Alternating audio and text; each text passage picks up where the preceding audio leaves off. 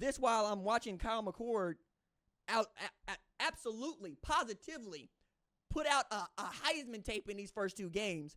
I don't know if y'all caught this or not because we are overwhelmed by Michigan and Texas.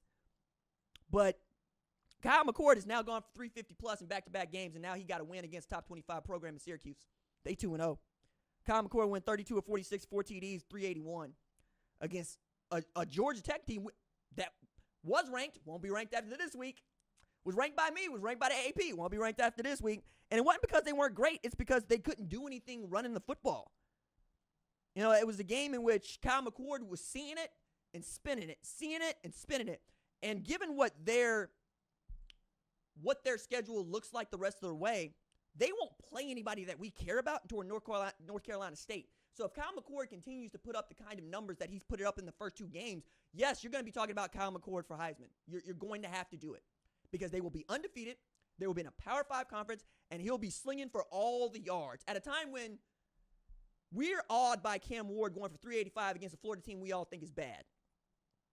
I'm watching Kyle McCord go for 381 against a Georgia Tech team we know is good.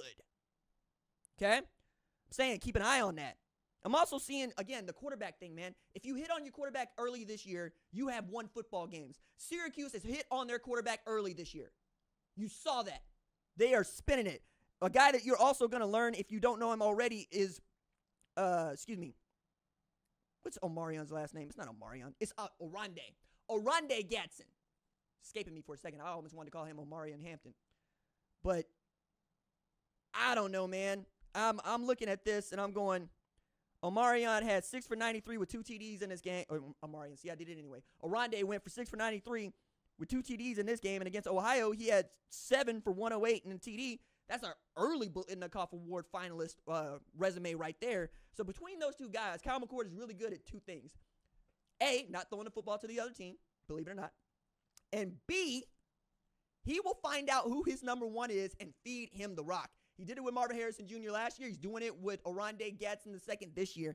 And now Syracuse with Fran Brown off to a 2-0 start. And I don't know if y'all saw Fran Brown's introductory press conference at Syracuse, but he out there like I'm out there. You know what I'm saying? He going, no. I got the job I want. I'm doing the job I want. You ain't got to worry about none of that. And I'm trying to return the orange to the promised land. He out here talking like he had Donovan McNabb back there. And you know what? He actually might. Because Kyle McCord was a 5-star come out of St. Joe's Prep. And people forget this. People forget that Kyle McCord came out of St. Joe's Prep with Marvin Harrison Jr. And people were talking better about Kyle McCord than they were Marvin Harrison Jr. The Marvin Harrison Jr. part came on last year because he was the offense on what is one of the most popular football teams in the entire country. And now I'm looking at a team that will go up and put 30-plus on you. And again, depending on what North Carolina State does against Tennessee later tonight, we will be watching for that game. I think Syracuse might end up being ranked tomorrow, and North Carolina State might not if North Carolina State wins or loses its football game against Tennessee later tonight. I'm also looking at this, and again, you hit on your quarterbacks, keeping that theme going. Kansas State hit on its quarterback. Now, did they usher Will Howard out the door? No, I don't think they did. I think if Will Howard wanted to stay, he would have been more than able to stay. But having Avery Johnson as your quarterback is not a bad way to go. He didn't play great, 15 of 23 for 2 TDs in this game, and they were trailing Tulane for far too long. They were down 20-10 to the Green Wave at one point before they found a way to come back and win that game 34-27. But a lot of that had to do with them being able to run the football. Like they had 396 yards. Yeah, 396 yards of offense in that game to Tulane's 491. But it was the run game that was the difference for Kansas State. 215 rush yards, getting great play out of DJ Giddens, getting great play out of Dylan Edwards, and, you got 40 yards out of your quarterback.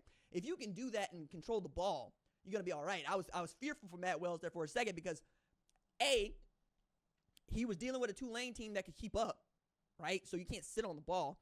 B, you're down double digits. The thing to know about Tulane, though, is that Darren Mensah is a dude. He is the first quarterback at Tulane to throw for 218 yards against a AP-ranked opponent in the first half ever. Nobody in the last 20 years has thrown for as many yards against an AP ranked opponent in the first half as Darren Minson did against Kansas State today out of Tulane. Just kind of interesting. 19 of 29 for 342, 2 TDs and a pick. All right, man, look. I think Mekhi Hughes is one of the most underrated tailbacks in the sport. He had 21 for 128. I mean, and then we had Mario Williams showing out because Mario Williams, who's at Oklahoma, who's at USC, is now, almost knocked off my drink, is now at Tulane. He had 6 for 128. They're going to be a good football team. They're going to be tough. They're going to be tough in the American this year. John Summerall's got him a good squad because I expect Kansas State to be one of those 4 teams that is competing for the Big 12 championship here at the end and being perfect going into next week's Friday matchup against Arizona. Big deal. Very excited about that. I expect Arizona to keep up their end and not put money in the bag against Northern Arizona, but they also have the best wide receiver in the sport right now in Teratoa McMillan. If you don't remember, he had 300 receiving yards last week against New Mexico, and they put up 61 points against New Mexico. It ain't been New Mexico's year so far. They put money in the bag against Montana State. They gave up 61 to Arizona. It doesn't matter that Arizona's a top 25 team. It matters that you gave up 61 to them. As I continue to go down this, I'm looking at Penn State, who finally looks like they hit on their quarterback. You know, Bowling Green, they flirted with it. They flirted with it.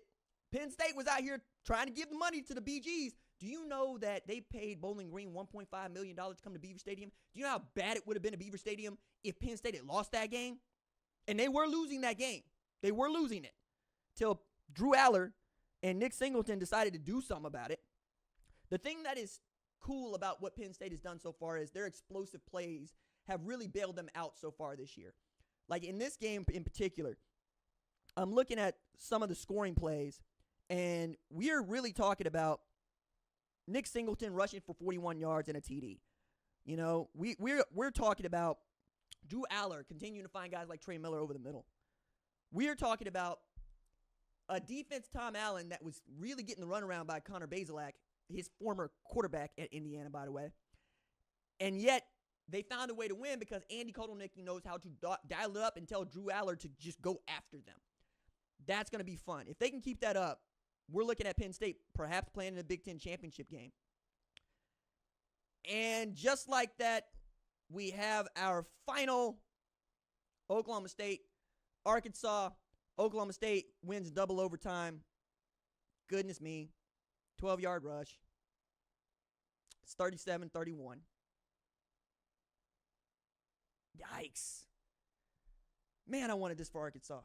I wanted this for Arkansas in the worst way. It's like they were flying too close to the sun. Well, I guess Arkansas gets a possession here, so it's not over yet. But yes, I do have my eyes on that game, and we will talk about it as soon as it ends. Back to Penn State. I'm still thinking about if Drew Aller can become the kind of dude that can be relied upon to send it, as it were. 13 of 22 TDs and a pick. I don't know if that's relied upon. And you have Katron Allen, you have Nick Singleton basically battling to be RB1, RB1A, or RB1A, RB1B. They have a schedule that sets up to where all they got to do is get past Ohio State, and even that might not be the impediment, because I think you could be a one-loss Big Ten team and make that championship game because there's going to be so much cannibalization in that 18-team league.